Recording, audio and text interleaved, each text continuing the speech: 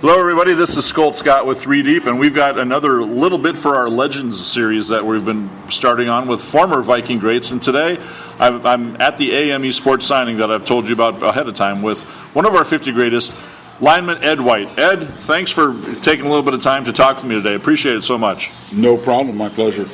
It's been fantastic meeting you. We just had a great signing with a lot of fans coming out. Eric Hendricks was here as well, too, and a great time with the older Viking senior and the young guy and stuff, too. But a great time that we had, and we've got some good stories to come up. And you say you have a Burnsy story that you have not shared. We're getting a 3 Deep scoop on this one. Okay. Go ahead. Okay, Burnsy was definitely afraid of any kind of insect.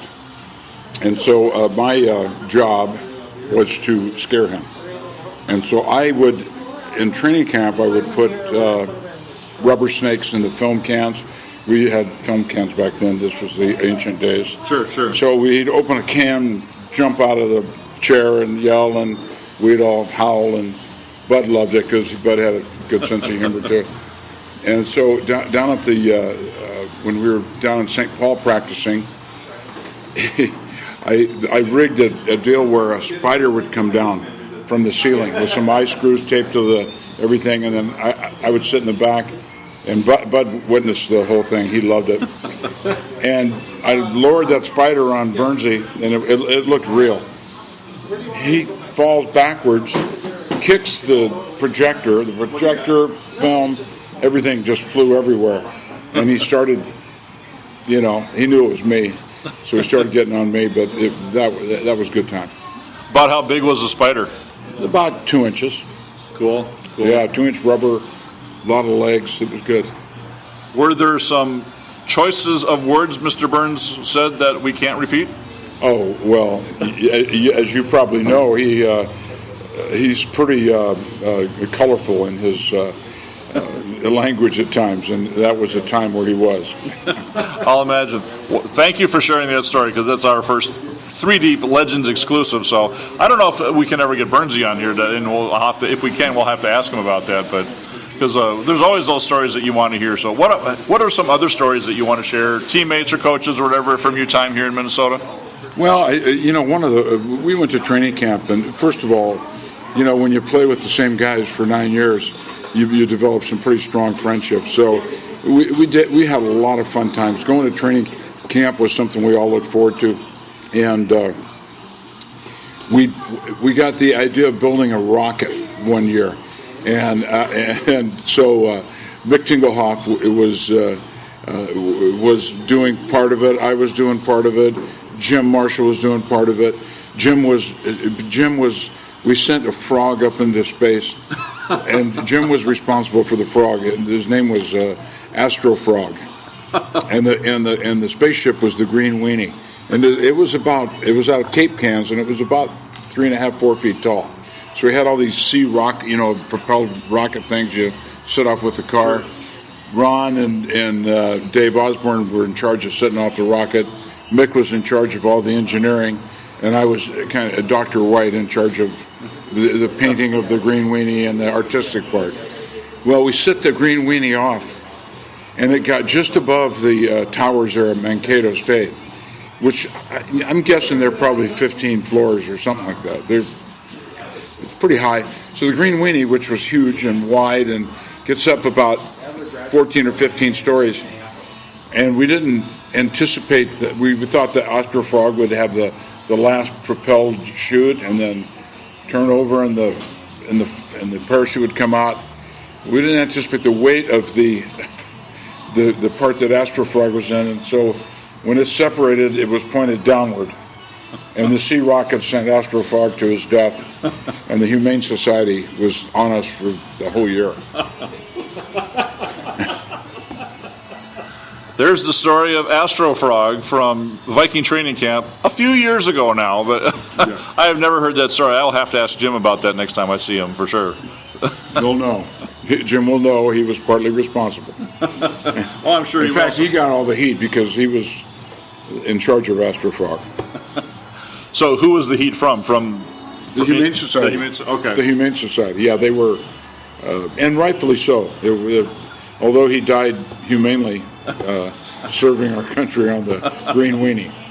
Well, easy for you to say rightfully so because you didn't pay the price, right? So, Correct. Was there like a fine? Do you know that happened? Or? No, I don't think anything happened. It was just some bad publicity.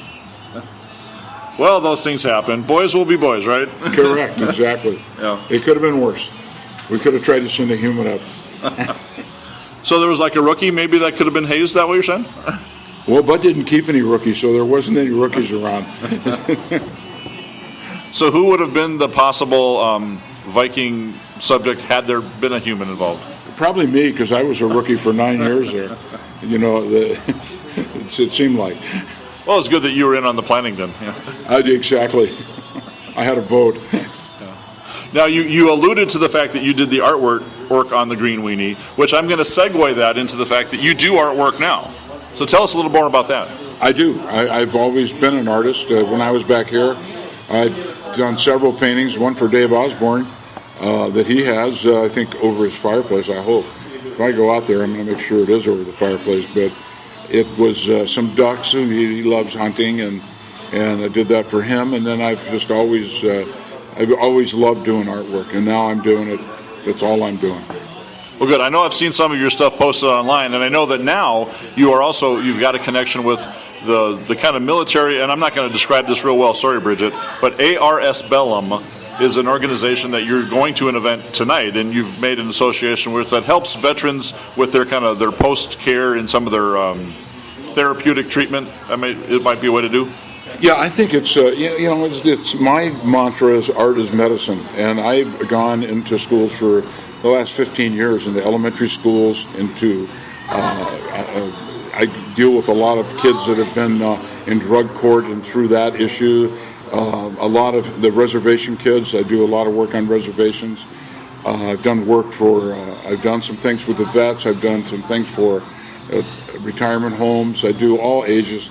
And I use my art as a form of medicine because it kind of quiets quiets the things that CTE and traumatic brain injuries causes, and so it's a very peaceful activity that puts you in an artistic zone, which is a quiet space. Well, it sounds really good. So I can't really attest to artistic zones because I'm not an artist at all, despite the face paint. I've learned to do that. I'm checking it out here. It's pretty even, not bad. I like it. So I've been critiqued by a 50th gradist, Ed White, on my artistic face painting, and I'm passing. Absolutely. Well, thank you. So yeah, it looks good. So Mrs. Nixon, my old art teacher, would be pleased. So yes. Well, Ed, now you're not up here a lot. Last time you were up here was for the 50 greatest kind of stuff. Any chance we're going to maybe encourage you to come up and see us a little more? Well, there's a chance for sure. I enjoy coming back. I've got a lot of friends. I don't get to see them all when I come, but they're good friends and always will be. And I enjoy coming. I was up here last summer and back again this summer, so I'm excited. Well, good to have you up here because I mentioned a little bit, I'm part of the Viking fan group, the Viking World Order, and one of the things that we've started to do is trying to recruit former Vikings to become part of our group. Both Carl Eller and Jim Marshall joined us last year officially. We have a netting ceremony that we actually go through. Wow. Tommy Kramer is on deck to come in this year, Chuck Foreman, and I don't have the whole schedule because I've been involved in some of it, not every single one of those, but we're getting more guys in. So I'm going to put that idea in your thought process to consider doing as well. We'd love to have you. Well, thank you. I appreciate it and would be honored. Oh, cool. Well, I'll have to, Sid, if you're listening to this, Sid Davies, who is our leader, we have to get Ed White scheduled now to get into the VWO. So we'll be talking. So I'll make sure to when I talk to Sid, who I will be seeing later this week, about that. So now we're talking today with Ed before the game, the preseason game against San Diego on Sunday. Are you going to be at the game? I certainly am. I'm excited. I'm excited to see the Vikings. In fact, I think the Vikings are going to do it this year, and hoping they stay healthy enough to go the whole distance. That would be nice. So, and you've got to check out the Purple Palace, our new stadium. Right. Have you been in it yet? No, I've circled it, and I love it. I love from an artistic standpoint, it's beautiful.